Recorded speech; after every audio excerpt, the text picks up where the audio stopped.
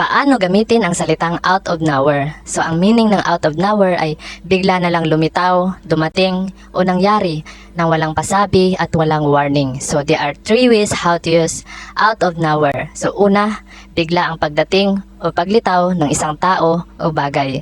Pangalawa, bigla ang pangyayari o sitwasyon. Pangatlo, bigla ang pagsagot o idea or aksyon. Unahin natin ang biglaang pagdating o paglitaw ng isang tao o bagay. Ito ay hindi inaasahang lumitaw. Halimbawa, he appeared out of nowhere and surprised us. Bigla siyang lumitaw at nagulat kami. Meaning, lumitaw siya, lumabas siya na walang pasabi, walang hint.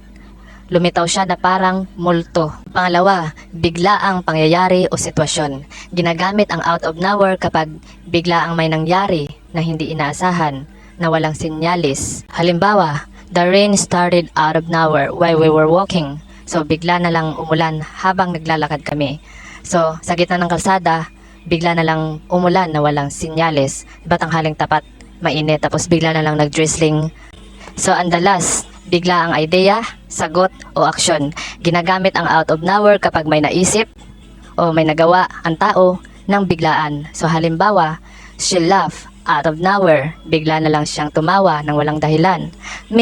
Tumawa na lang siya bigla na humalakhak na walang dahilan na parang nabuang.